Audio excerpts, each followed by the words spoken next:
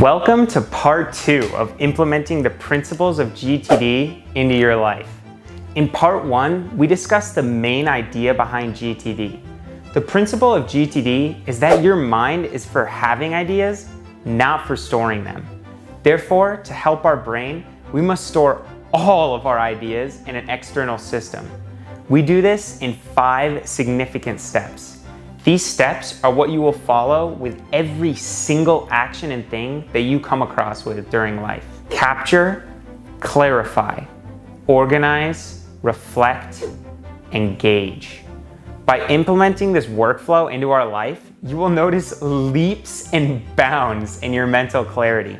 You might even achieve the sacred state known as a mind like water. The state in which your mind is free to think and make ideas instead of store them. Now that we have gone through the basic workflow of GTD, we will talk more about the parts of your external system, the projects list, next actions list, someday maybe list, and tickler list. The third part of this video series will be going over the various horizons of focus that are brought forth by the GTD methodology.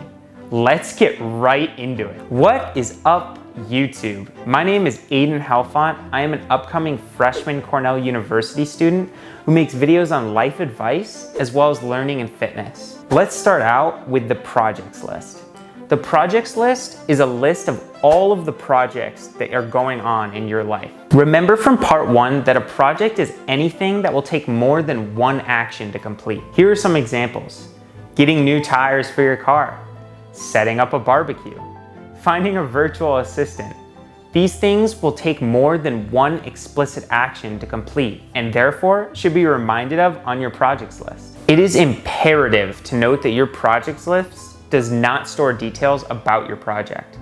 Therefore, don't link to some site on your project list, as this will cause confusion and chaos. In addition, you will not be working off of your projects list to figure out what to do with your time. For the most part, your calendar, actions list, and any unexpected tasks will constitute your tactical and immediate focus. The projects list reminds you of the more incredible things you're doing with your time. When you work off small tasks and things from day to day, it's helpful to see a bigger picture.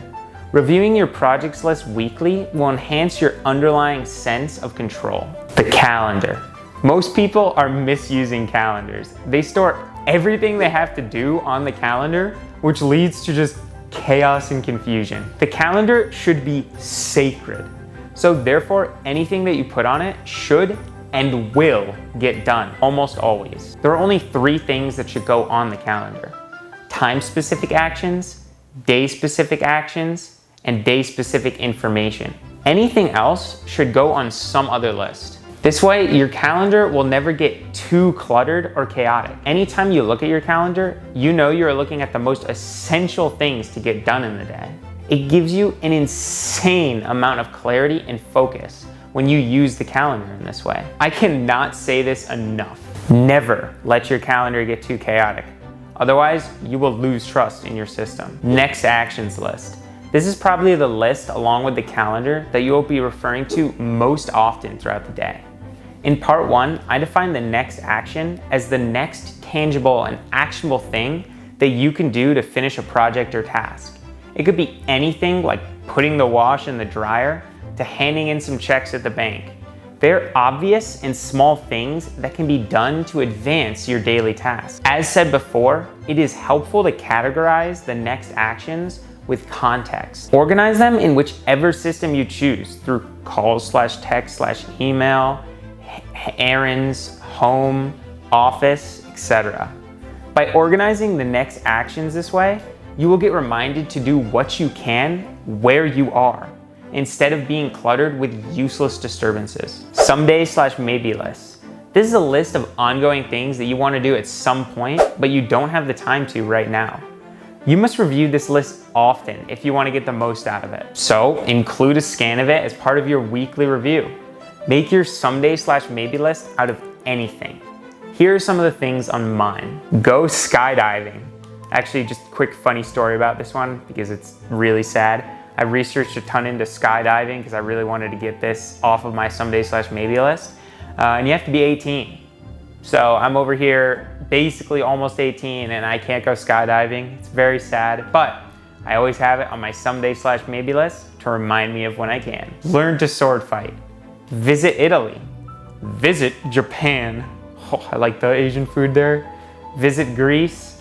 Visit family in the Netherlands. The valuable thing about this list is it reminds you of what you want to do in the future. Anytime you look at it and decide you have some spare time, take it off the list and add it to your projects folder. Then outline the actions associated with doing it like any other project. Tickler System. The Tickler System reminds you of things that you will need in the future, but not now. For example, maybe it has a meeting agenda that you will need to read before a meeting in 2 weeks. Whatever it is, the Tickler System takes it off your mind until you will need it in the future. Many websites and task managers have something like this put into place. So do whatever works best for you. The waiting for list. This is a list of all the things that you're waiting for. For example, did you delegate a task to someone using the previous steps outlined in GTD? Write it down on the waiting for list. This will be so helpful in the long run. I know of too many people that don't do things until the last moment when you give them a task. By keeping a list of delegated items and their dates given, you will always have a bargaining chip when talking to someone. Oh, Jim, I gave you this task 3 weeks ago and it's still not done. You doing okay? Oh, thanks for asking. Life has just been rough. I'm sorry it's been so long. I'll get it done by tomorrow. It seems like a slight difference, but having that date will give you so much more bargaining power in the future when you talk to people. Just make sure you aren't annoying about it when bringing it up. Apart from bargaining power, it'll also just remind you that you can't continue a project until you receive something from someone else. This will put your brain at ease as it knows that you couldn't work on the project even if you wanted to anyways. That about sums up every type of list that you will see in your system. There are a ton of ways that you can implement these lists into your life. The beautiful thing about GTD is that there is no concrete right way to do it. There's no one system that trumps all of the rest. It's up to you to decide what systems you like using the best.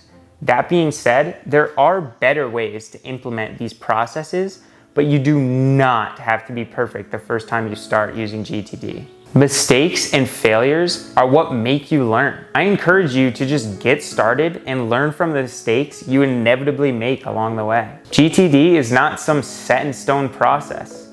It is more of a way of life, an enhanced way of living above the normal one most people experience nowadays. All right, guys and gals, that is gonna wrap the video on up. If you enjoyed it, be sure to like and subscribe as well as hit the bell icon.